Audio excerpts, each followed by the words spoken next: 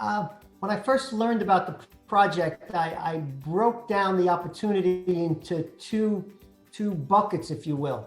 One was the content that a student could learn by the collaboration.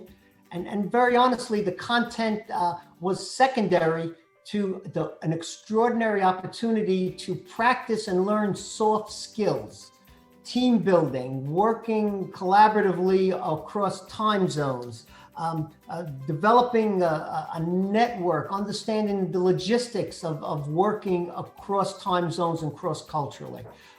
My firm is structured that way, and it's been a lifetime lesson for me to understand what works and what doesn't.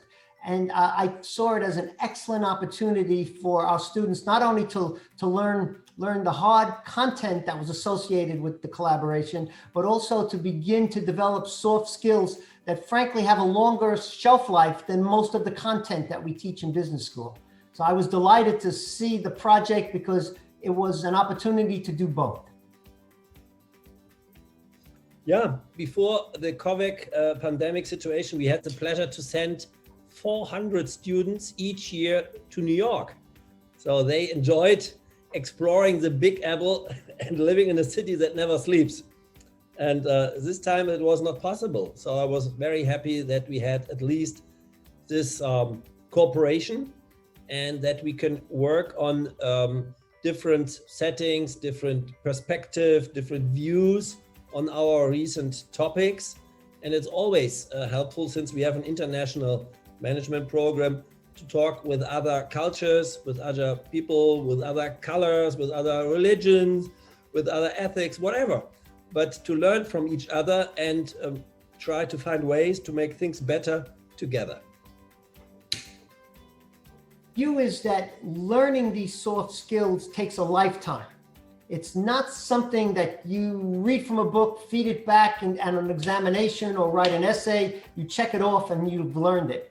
I've been at it for decades and I still stumble, I still make rookie basic mistakes.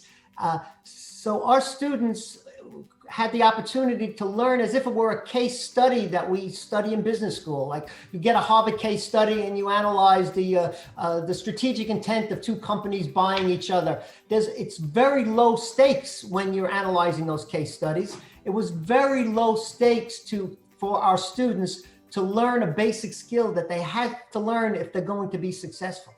More important now than ever before. So I saw it as a wonderful opportunity, and it pretty much fell along the lines of where I expected it to be. All of us think we have wonderful soft skills. Most of us don't have the level of soft skills necessary to be effective in a global marketplace, including yours truly.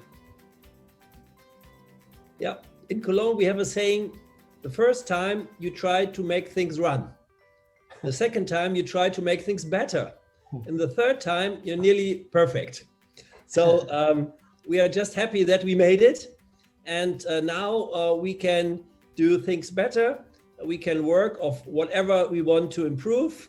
And that is a very good way to continue learning, like lifelong learning. That's doing what we are teaching.